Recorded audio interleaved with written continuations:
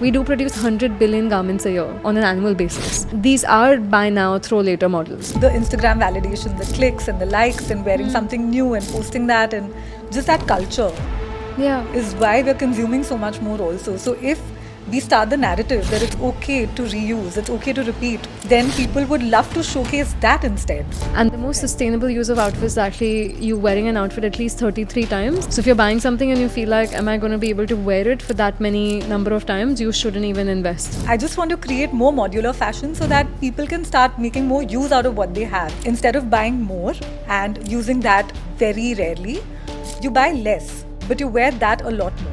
One thing you'd tell to someone to stop buying fast fashion? It's impossible to buy something for 400 rupees without it being at the cost of a laborer who is not being paid minimum wage, who's working in horrible conditions, and who's probably not even an adult. So if you are buying from such brands, you're actually supporting all these cons. It's always at the cost of something or someone. From a short person perspective, right? If people are on the shorter side, what is the best way to dress for someone who's short? So I feel like the one thing that we really need to be mindful of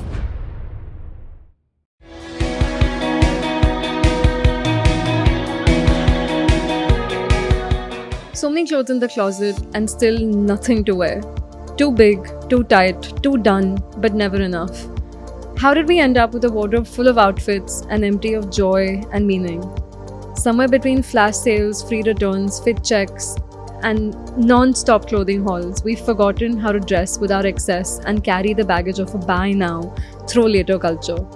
Because fast fashion gives us quick fixes to a problem it created and profits from, but some brands are choosing a different path, slower, smarter, built around the individual, not succumbing to the pressure of selling more. Ozeko is one of them. I'm sitting with the founder of a fashion label that says no to cookie cutter sizing, mass-produced garments, and seasonal throwaways, making every piece only when needed, measured to fit you, styled to last, and that evolves with your life. Let me be honest, I've stood in front of the closet thinking I've nothing to wear even when it's overflowing. But what if the future of fashion is not about buying less or more, but about transforming how we relate to clothes entirely? Today's guest is someone reimagining how fashion can move with you sustainably, modularly, and consciously. Welcome to Sustainability with Shreya Isha. It's so nice to have you here, and look at us twinning in these beautiful Ozeko outfits. You know I love the brand, and I've worn it when I won Podcast of the Year, which was a really significant moment for me. And when I started on this journey, my goal was to support homegrown, women-owned labels, sustainable labels, because I get that a lot in the sustainability space. Why do you change so many outfits? Why do you wear new outfits? And where is that material from, or how's that made? Even going deep into supply chain. So to be working with brands like Ozeko and to be wearing the story and the ethos of why the brand was created was super important for me, and I love that was highlighted. So thank you for creating this, and I can't wait to dive deeper into the story of why you started it and how the brand is as conscious as it is, which I believe is the purpose of why you started it. Absolutely. Thank you so much for having me here, Shreya. I want to take a minute to say that I really love your podcast, and I've had so many takeaways while listening to it. In fact, a very small one is that I've started carrying my own bottle, and I've encouraged a lot of people around me also to stop, using plastic bottles for water and just to carry their own bottle. And that change starts at home. And I just feel like, when you have this narrative in your podcast, and, even if one person changes one thing, I think it serves the purpose why you started. So tell me about the story, why you started Ozeko, and what is the intention behind it? Absolutely. So, when I was in my early 20s, and just like everyone else, we have so many events to attend, and every single time we have that pressure sometimes that I want to wear something different. I want to look different. If I've posted it once on the gram, it's dead to me. I don't want to wear it again. Yeah. Yeah. And because of that, and because I knew that it wasn't sustainable, both, resource wise also, and for the environment also, like just, buying and hoarding things that you don't want to wear often. Yeah. It's just absolute wastage. And I'm Gujarati. I don't like wasting things.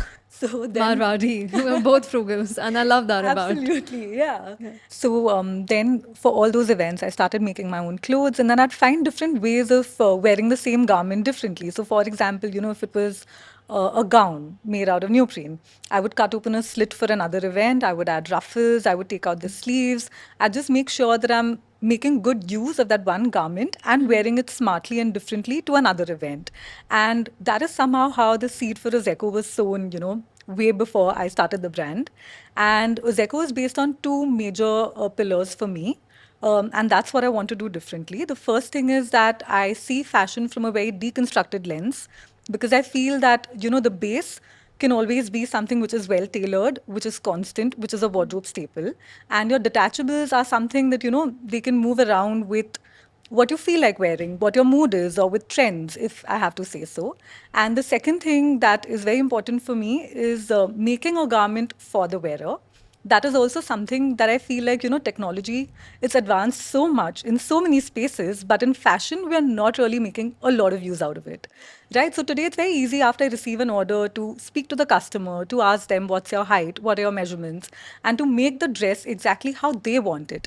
And if there's anything about it that they want to change, for example, they want to add sleeves to it, or they want to reduce or increase the length of a particular dress, we're more than happy to do that because we want the wearer to feel like this is made for me. Yeah. And that also stems from my personal need because while I was growing up, I was really skinny and I didn't fit well into any of the standard sizes. And I found it really difficult to pick clothing for myself, which is I also started making my own clothes, in spite of not being a fashion student at that point. Everything comes out of, I think, need, necessity, personal pain points, and I think that's what wins and that is what is relatable. Because I know when a woman is designing for a woman, she has considered our pain points, she's taken that into Absolutely. consideration. So the Yeah. fact that this has pockets and has detachables, because there's so many times where I don't want to show my arm, I'm conscious of how my arms look and I can just cover them up. Or as you said so many times, I want to be a little bit more modest, but I know I can just take the detachable off if I'm going to a party in the evening, so I can wear the same dress in multiple different ways for multiple different occasions. So I love the usability of the outfit and how versatile it is at the same time. Thank you. Yeah, that's exactly why I started the brand. I want people to feel like that one dress will transition from a dinner to like a cocktail party if it has to, because the main standpoint is the detachable. That's what I love about creating detachable clothing, that the fact that you can wear it in so many different ways and it just becomes a part of your closet that you can't wait again and again that, okay, how am I going to reuse this again? And that is what's on your mind instead of what do I need to buy next? Right, because if you have in one dress only 3, 4 different ways of wearing it, it sort of does not get that need out, that I need to buy 3, 4 full different dresses to accommodate my needs. I wish more people thought that way. How do I reuse what I have and repurpose it and wear it in different ways rather than I've worn this once and what do I buy next? Right. As you said, because that's where our mind goes. And I honestly don't like the fact that repeating outfits has become such a stigma and that we feel like because we've put out a picture once, we can't wear it again. Because I feel like repeating outfits should be a thing of pride, should be something that, yeah, you bought it, you've invested in that outfit. Why wouldn't you wear it again? And the most sustainable use of outfits is actually you wearing an outfit at least 33 times. If you've bought it once, you should at least wear it 33 times. So if you're buying something and you feel like, am I going to be able to wear it for that many number of times, you shouldn't even invest in it. That's the most sustainable way to go about it. Do I need it? Will I repeat it? Will I wear it again? And, is this something that I'm going to make the full use out of? Correct. So that's just being more conscious even internally. Absolutely. For So, us. to kind of enable people to think like that with our pieces, what we do is that the garment, the base garment for us, always remains evergreen. Okay, so we don't believe in seasonality. We don't believe that we have to release a new drop every season after season. What we do is we design the core garments and we keep them constant. You can come and buy it at any given point. And some of our best sellers have been out there for like years, to say so. And with our detachables, we kind of change the narrative with the seasons. Like, for example, if you want to wear something for summer, you want something floral, you can take a floral detachable add on. And then it just becomes something you'd like to take for a vacation, to Europe. And then if you're wearing the same white dress with, say, ruffles or feathers, you can use it to so many different occasions and it changes with the trends which are there. Like feathers are also in once every 2, 3 years, something like that. So, otherwise, you can just let the detachable be there and come back to it when you feel like again. And that is how we want people to shop with us. In fact, a fun fact also with us is that we have repurposed garments. So, for example, a dress like what I'm wearing, You can add a floral applique down and transform how it looks. We also, our customers come back to us for that. So we've had customers saying that I have this staple Gaia dress of yours. I want to add the floral patchwork. Can you please do it for me? And, we upcycle the same dress for our customer. Instead of telling them that, no, we won't do that, buy a new one. We actually upcycle it for them. We add the applique. We do all of that so that there is more chatter around upcycling the same garment and wearing it. That's so different from how rest of the brands work, because every other brand works on the model of selling more. There are brands that would make things obsolete just so consumers keep coming back to buy new, buy more. That happens with phone chargers, phone batteries, Right. all of that. They make it absolutely obsolete, so you would come back to the brand and keep buying stuff. We do produce 100 billion garments a year. That's how many clothes are being produced on an annual basis. And these are buy now, throw later models. That's what it is. You wear them one time, they're going to disintegrate. So from going to that mindset of, profit, profit, profit over everything else, to you coming even into the sales model consciously, where does that come from? So for me, I really believe that, something that you own should really be very precious and dear to you and last for years. So instead of wanting people to buy more of similar collections, we are introducing different collections wherein if they want to buy more, for example, you can buy something from our Lux collection instead. If you want something different, but if you want something like the garment that I'm wearing now, just take the detachable or just upcycle it instead. Because why would you invest in the same kind of pieces over and over again? We don't want our consumers to do that. But from the standpoint of sales, we would love for them to buy something different and have a wardrobe that they can actually walk into and not feel like I have nothing to wear. Instead, you should feel like, okay, I have this, I can pair it up with that, and throw on this other detachable with it. So many fashion brands operate on their SKUs and how quickly they produce garments. But your model is made very differently. It's made to order, it's customized. You only produce a piece when someone orders it.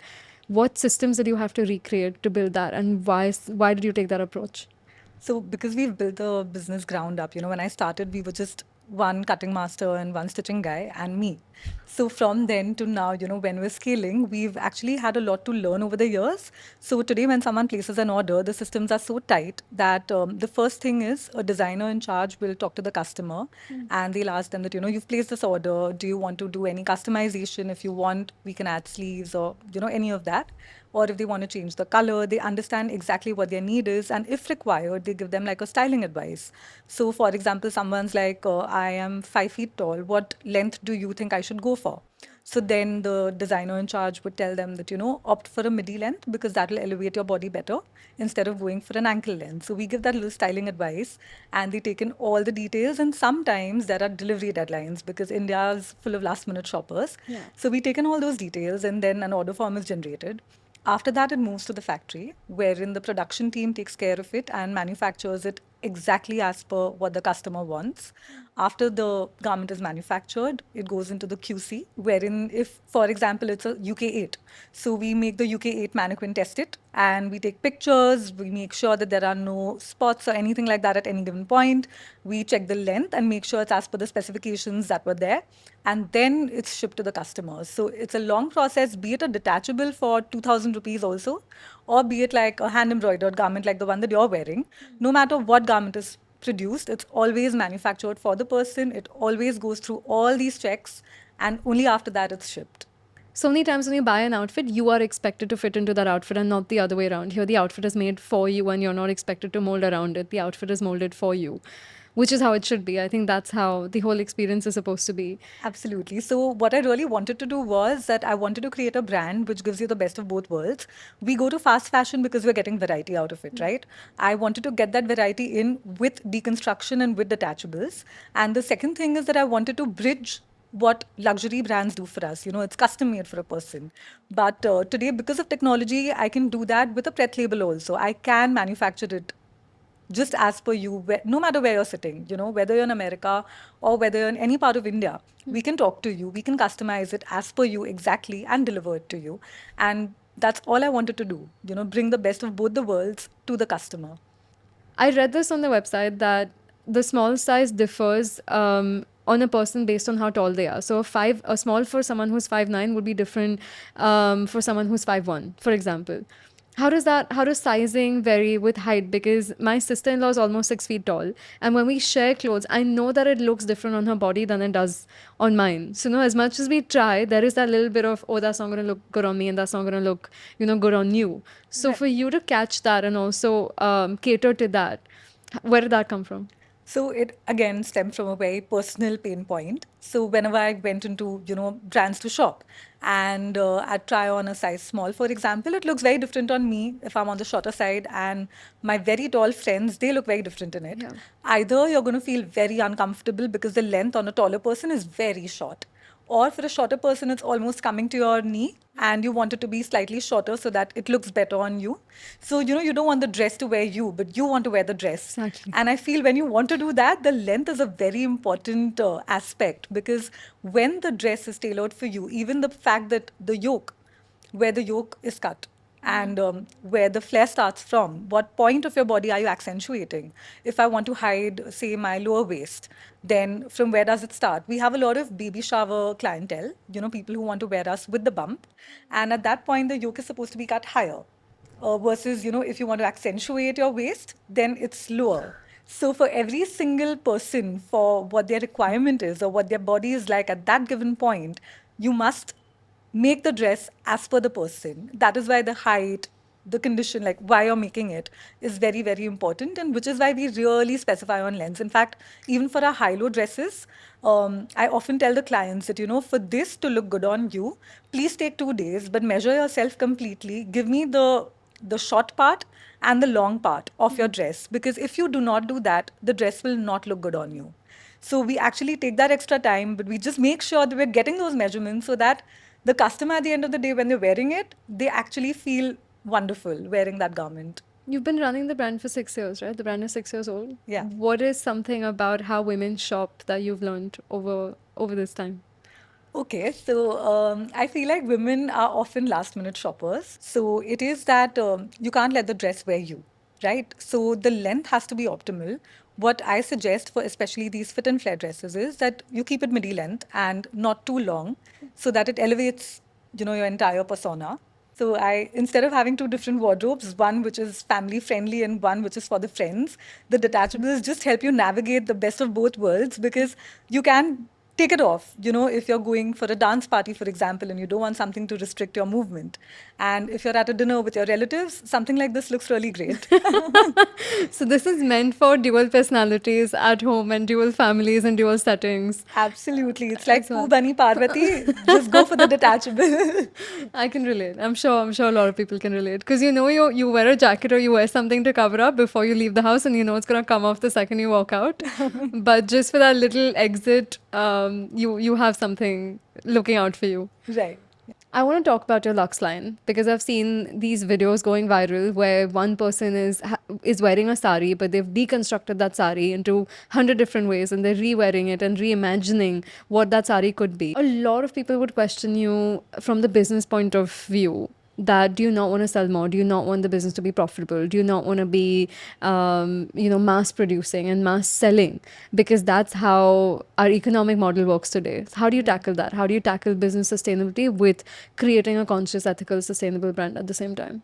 So, because I have a background in management studies and in accounting, the most important thing is to have a profitable business, because only when we make profits can we reinvest, can we try to do better, experiment with more fabrics or get more designs out there. So, profitability and reinvesting, like having enough money to even put back into the business, is really important. One major aspect why we are profitable is also that we don't sit on any inventory. So, there is no pressure to sell that stock off, have like an end of season sale, sell something at 30% first, then 50%, then 70%, and pray that people buy it.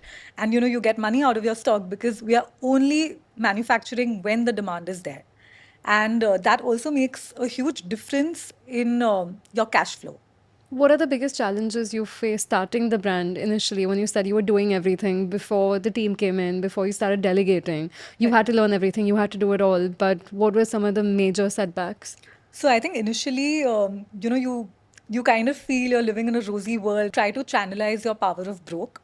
Because if you feel like I don't have resources to spend on, say, marketing or any other aspect of the business, when you have to do it all on your own first and learn it on your own first, it gives you that leeway. You are the master of your business. Like today, I can just open Shopify on my phone, and I can do whatever I want with my website because I've done it on my own. So I just feel like if you're starting out on your own, take some time to learn certain things because they're so easy, and we're living in this beautiful world where we're powered with AI also today. You can leverage all these things in building your own website or learning how best to do digital marketing and things like that, which are actually needed to run the business side of it. Also, I feel like the biggest thing is to have a strong differentiator. So the reason why, people want to wear our brand is because it's so differentiated. You look at a garment from Ozeko and you know that this belongs to Ozeko. Absolutely. So your product has to be your hero. You need to understand what the consumer wants and why are they coming back again to buy this particular garment and not something else. So you need to be open to that lens of thinking that this is selling because it is solving these particular problems for the consumer. And let me now build more of this so that people are happier with my brand or people come back to my brand over and over again. So just being open to that thought is also very important as a founder. Is there anything you would do differently? Knowing what you know now, if you had restarted the brand, is there anything you would do differently? I think I would take my husband's advice and I would get onto multi-designer stores earlier because I feel like that is also great in building the brand awareness. Online and offline, that really helps with us. So currently what we do with multi-designer stores is that they give us a curation of what they'd like to stock. So we only manufacture that, and then after that, if there's a customer order, again it's custom made, or if someone's buying that off the rack because it fits them well, they just buy it. And that also fits well with our brand ethos. Like your product has to be your hero. Spend on your product first, manage your distribution. You can spend more on having your own team. Because team building is so important today. If you want to scale, you cannot scale without having the right people behind that and people who actually believe in your vision. Like for me, all the designers in charge who are talking to customers, they are all given standing instructions that, whatever the customer wants, you have to give it to the person. Even if that alteration is coming again, facilitate it for the person. No, it changes the whole perception of brands because the more difficult the brand is, and as I said, the more not catered to you it is, the less likely you are to come back. Yeah, absolutely. And word of mouth plays a huge role today because it's very saturated, the digital space. You can tell that this is marketed, or you can tell that someone's being paid to show this to you. But when it's coming from authentic sources, like for me, honestly, on our Instagram page, whenever we post a real girl wearing a Zeko, be it for a birthday party, their birthday, or an anniversary, or a proposal, that's when we get the maximum traction and the maximum orders on it also, because you're seeing someone who's like you wearing it and loving it, and that really matters today. It comes back to authenticity. Absolutely. It really does. Whether that's a brand, the story you're trying to tell, and you're so right about the USP and the differentiator, because I know it's an Ozeko outfit. Whenever I see it, like I know it's different from every other brand, and you can spot that right away. Yeah. So that's something in the world of saturation, as you said, we're living in. There's hundreds and thousands of fashion brands, and how do you stand out? How do you bring you? And I believe in this so much that the world will meet you where you're at if you just continue on that path. If you're just genuine and you're authentic and you let that shine, the world will meet you where you're at. And I think you've demonstrated that beautifully. Thank you. You operate on a ready-to-wear model, but at the same time, you offer alterations. You said upcycling. If someone's coming to you saying this is not okay, the fit is not okay, you would change whatever it takes to make them happy.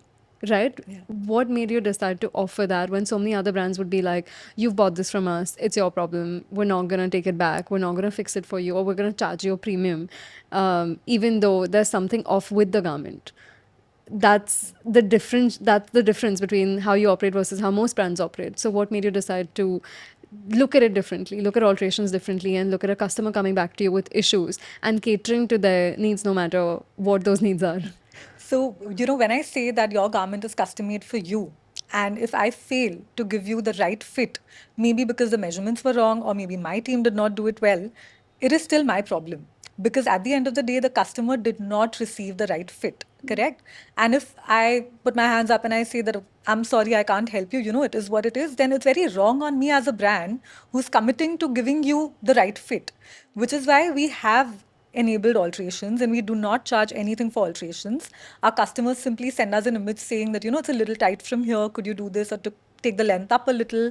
And after they try it, they also feel that, okay, the outfit is 90% there, but if you could just take up the length by an inch or loosen, tighten this a little, it will be perfect for me.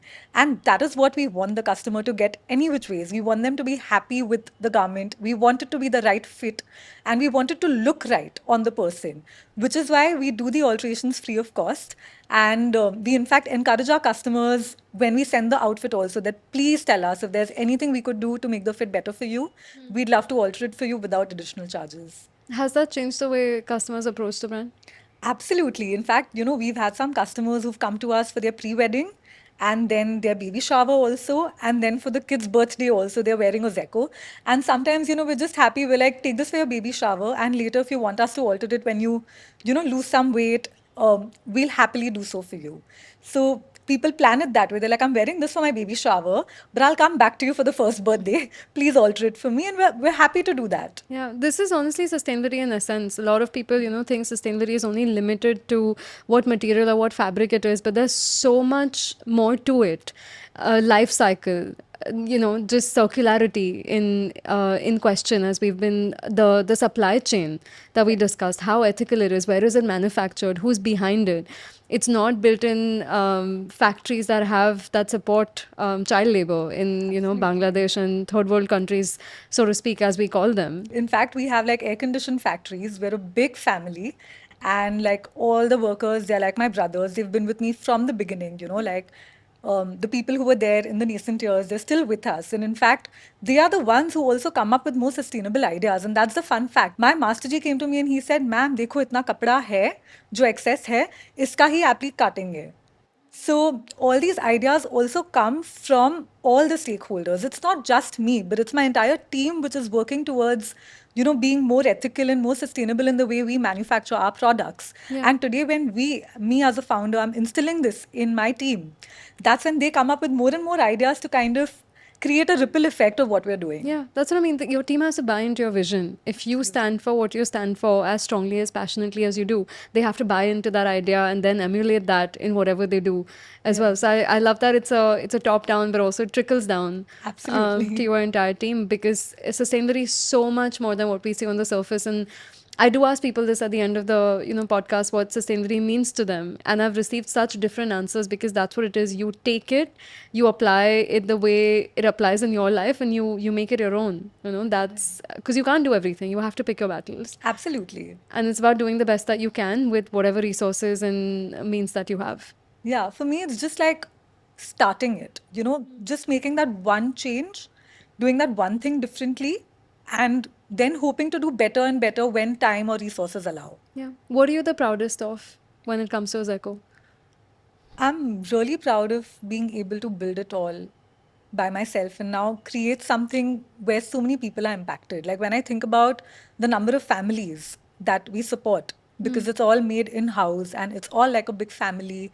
And, we actually have conversations with our karigars also that where are your kids studying, or do you need anything for medical, and how do we impact their lives better? I think that really resonates the most with me. Like that is my purpose at the end of the day, to do better for those families. That's beautiful. And I feel really great when when people from the States, for example, even though we're not marketing over there, but the fact that we've reached over there and, people want to wear Ozeko and for their graduation or for baby showers again or any parties, that gives me a lot of happiness that, we've reached there in a very organic manner. Yeah, as you said, it's taken years of work behind the scenes to get there as well, and it's clearly paid off. Where do you see this going in the next coming decade, or 20 years from now? Where do you want to take this brand? So for me, it's all about deconstruction, and the way I view fashion is in a very deconstructed lens. So I see deconstruction in everything that we use, our clothing, our accessories, our footwear, our bags, everything. So for the future, for the next decade or two, I definitely want to work on that. And I want to minimize what we keep in our closets. So it stems from a very personal decision also. My husband and I have started having very clean modular wardrobes. We do not overstuff our wardrobes with anything. We want to make sure that whatever we have, we are using it. And if we are not using something, It's okay to let it go and let it go to people who would use it, not us. And I just want to create more modular fashion so that people can start making more use out of what they have. Instead of buying more and using that very rarely, you buy less, but you wear that a lot more. Again, true sustainability. Because I've seen the opposite in Bombay. We live in smaller spaces, and then people are either building more closets or they're finding more garages to store their stuff in or finding storage facilities because there's like, where else are all these clothes going to go? The heavy wedding outfits and all that we spoke about. I've seen people ship it away to different cities to store them, to, building ghar ke upar ek we'll build another terrace just to store stuff. I'm like, we're gonna run out of space. Yeah. At And this point, if we just keep shopping and buying the way we do. we need to change that thought of overconsumption. That's the deep rooted issue of where we are and why we are where we are. That and like the Instagram validation, the clicks and the likes and wearing something new and posting that and just that culture is why we're consuming so much more also. So if we start the narrative that it's okay to reuse, it's okay to repeat, see, I'm so creative, I've styled it differently. If that becomes the narrative, then people would love to showcase that instead. But if the narrative is always going to be, okay, look at me, I'm wearing this new outfit here, I'm going for a vacation and I've carried 10 outfits for just 2 days. If that's your narrative, then overconsumption is where people are going to be at. Yeah, but if your narrative is you've bought one sari from your Lux line and you've taken it apart in 7 different ways and you've worn that one piece over a period of 7 days, I mean, to me, that's real creativity. That's reimagining what repeated and repeatability looks like. Yeah. So that's, I think, we just have to make it sexy. If you reimagine it and you make repeating outfits look sexy, I think more people buy into that Absolutely. as well eventually. But you have to make it look cool. You have to, give them options. You have to make them feel good in their bodies while they're wearing it at the same time. Absolutely. I think And then that's it's on us, to keep giving them more deconstructed options years and years later so that they feel like I just need to buy a detachable. I don't need to buy the entire outfit. And if more and more people start, building brands around deconstruction or around enabling people to wear that same outfit in multiple ways instead of just saying that, okay, end of season sale, 70% off, take this. New season, now you should buy this from our brand. I feel like that would also change the way people shop. Definitely. I think having flash sales and end of the season sales changes my perception of the brand as well. Yeah. We actually have a no sale policy. We absolutely like first in our first year we tried doing that and then I realized that why should I go on sale? I don't have that garment sitting ready in my warehouse, right? It's anyways going to be custom made for the wearer. So we don't need to get in that race to sell our clothing. People will come in for the value they get. If as long Exactly. as you're giving the customer value, they'll keep coming back to you. And another thing is that our garments are also priced in a way that you should feel like you're getting value for your money. If you feel like, okay, it's too overpriced, why am I buying this? Then I don't think that's sustainable for the brand. Where do you see the future of fashion going? What are you most excited for? And what do you think are the biggest sort of disruptions that are going to happen in this industry? I'm very India proud. And I really love the kind of homegrown labels that we have. Everyone's doing something different. And I've seen a few on your podcast too. I love how, they experiment with different fabrics or like the way of producing is different. And I just feel like there's so much talent in India because we have so many designers graduating year on year. And it's so easy for us to now have our own labels because there is Instagram and it's not a lot of money to open a fashion brand, right? Yeah. So I just love how we're creating such beautiful, different clothes. Our clothing has embellishments. Our clothing is definitely differentiated from what you get in a fast fashion brand. And today, when you're buying from a fast fashion brand versus if you're buying from homegrown labels, the price difference is not that much. So I feel like when Indians start supporting Indian labels, I feel that is what I'm the most excited about in the next decade. Same. I think almost stopped wearing international labels and I stopped shopping from fast fashion brands a long time ago because one, you're going to look the same as everybody else. Everyone has the same outfits. They're going to fall apart as quickly as, they're made for that matter. Right. But knowing that you're wearing an Indian homegrown label, you're going to be unique. Not a lot of people are going to have those pieces. Plus, whenever I'm traveling and I'm abroad, so many people stop me and, ask me, where is it from? Where can I order it? There's a story behind it, the ethics behind it, and just feeling proud of where you come from, as you said, just India proud. I love supporting these brands, and that's why it's so personal to me that I want these brands to grow. I want small founders who put their heart and soul into growing what they've built. I want those stories to be amplified, and not brands that have billions and trillions of dollars. Yeah. Anyway, it's And yeah. it's not even made for our sizes. No, and not our skin more than anything else. Yeah. Is not made for the way we're destroying our planet. It's not meant to be on our skin, on our bodies, and it doesn't reflect who we are. So I Absolutely. want color, I want style, I want that made in India label. I want it to be sustainable, and I want it to have some sort of ethos and value behind why that brand was built and created. Yeah.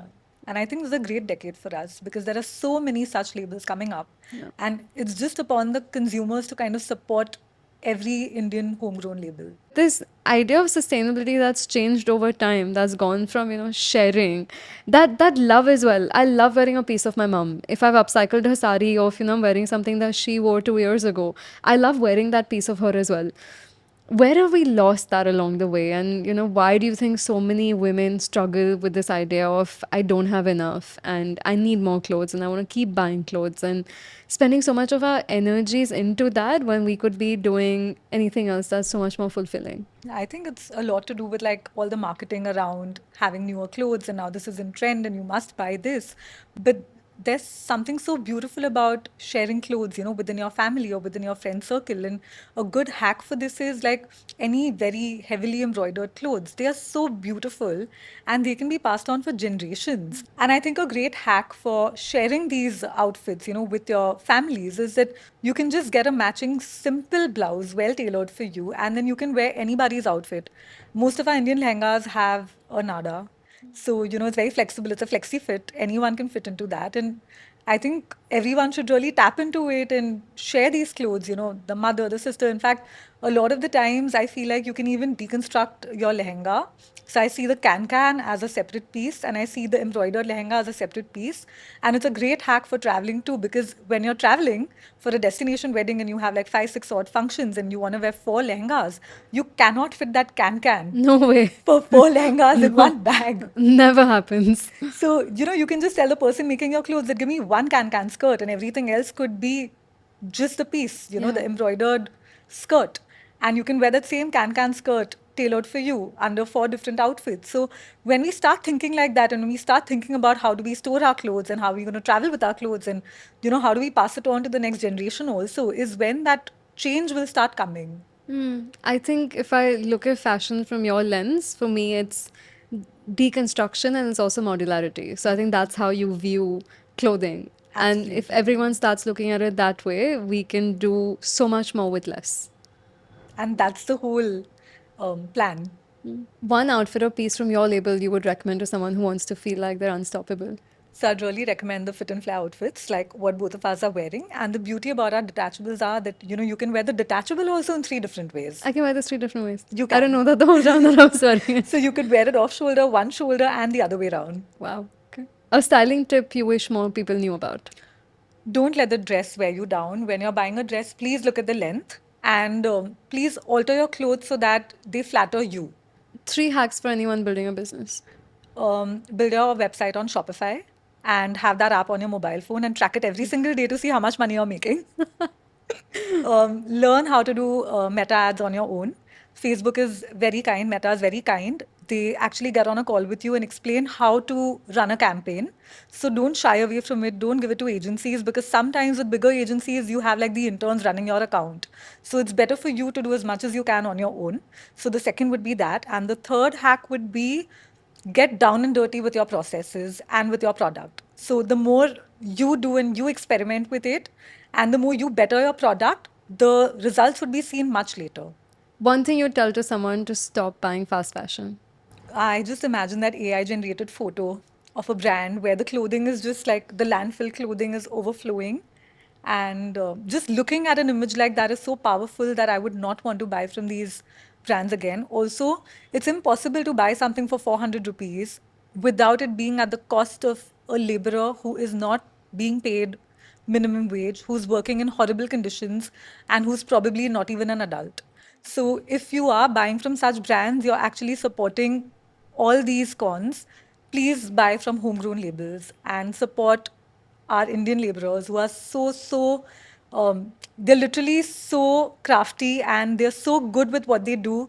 Their craft has been passed on for generations. And I feel like if we don't support it today, tomorrow my hand embroiderer's son may not want to be an embroiderer because they're not being paid that much. I always say this, that nothing is cheap. It always comes at the price of something else or someone else. And that's especially true when it comes to fast fashion, because it's either the pollutants that you find in the water with all the horrible chemicals that and paints that they use, or as you said, it's children working in these sweatshops, Yeah. or it's animals being exploited in this industry as well, which is another cause that I'm fighting for. But it's never cheap. Yeah. It's always at the cost of something or Yeah. someone. Or your own wallet, because you know you're gonna have to keep buying it over and over again. Yeah, yeah. And what is the longevity of it? It's Yeah. not going to last you more than like a couple of wears. Exactly. So you said that the outfit that we're wearing, we can wear it in 3 different ways, and I would love for you to demonstrate how. Okay, so one more fun fact is that with both our outfits, our wraps can be interchanged. So I could wear the wrap that you're wearing also, and it would look good with this outfit, right? And then the wrap that I'm wearing. So right now it's like an off shoulder, right? But I can also make it a one shoulder. Yeah, so now it's become a one shoulder. Yeah, that looks so cool. So if I wanted some more mobility and I want to dance, for example, I could just do this and I could wear it like this. And if I don't want to wear it with the cutwork wrap, I can pair it with the bow wrap instead. So I could quickly switch from that detachable to this one when I Looks wanted like beautiful. It's a um, whole new outfit. yeah, a whole new outfit. And a lot of the times when people are picking our outfits for like a shoot, if they're traveling and they want to do a photo shoot in front of the Eiffel Tower, or if it's your pregnancy shoot, they just take 3, 4 add-ons and then it just changes the way your portraits would look. Yeah. And it changes the way your full-length pictures look, even though you're not changing the entire outfit. I love that so much. Wow. Yeah, and then this could also be worn in different ways. So here it's become a one shoulder again. That's incredible. So again, there's more mobility Yeah. when it's a one shoulder versus like when my hands were inside. I can't believe how different all of these looks. I feel like you're wearing a whole different outfit altogether from what you came in with. Especially because you can see this part, Yeah. so it feels really Exactly. different. Yeah. I love that. Wow, that's my favorite part. Maybe I can just put this on. Yeah, you can just. And if you add straps, this is the way it looks. So here we've just changed the outfit 3 ways, 4 ways in a matter of a minute. Without even moving. Yeah. So that's the beauty of detachables. Wow. Well, I've worked with it. Like, I've worked with like these detachables, but I didn't know just what the add-ons could do and how they could change the full outfit. Right. And that's why now I get it why you're such a big fan of modularity and deconstruction. That it makes complete sense right now. So now that I've paired it with this white detachable, it becomes a very different outfit. Suddenly we're playing with color, and now it's a black and white dress, and it's not just like a black dress. Yeah, I honestly didn't even think you would wear one outfit in so many different ways just by changing one single element of it. And the way we play with it, it's like permutations and combinations, right? So you have, even if you have 2, 3 different base garments from a Zeco, and then you have 2, 3 different detachables, you could even have like 9 combinations. Yeah. And that's how I like to play with fashion mathematically. That's where your math brain comes in. I'm like, no, I just want to look at creativity. I don't do math, but I see the work that you put in. I see the inspiration. I see the effort that you've taken in making it functional for women. It's not just pretty and it doesn't just have to look good, but someone has to feel good in it, and someone has to feel that sense of ease and comfort. And how do I feel about myself? How does it make me look? You've taken all that into consideration. And as I said, functionality and practicality over just the aesthetic as well. Because so many clothes are not designed for us. Right. We're meant to fit into them. So this episode was filled with so many fashion revelations, Isha. I've learned so much. Thank you so much for what you do. Thank you for making clothing that is functional, that is ethical, that is conscious, that is sustainable, and that's building a brand for the future for women by women. Thank you so much for having me here, Shreya. It was absolutely an honor. I love what you do here. And I'm just so happy that, through you, we could get a platform in actually telling people what we do and how the operations of our brand run. And I'm really grateful to be here. Thank you so much.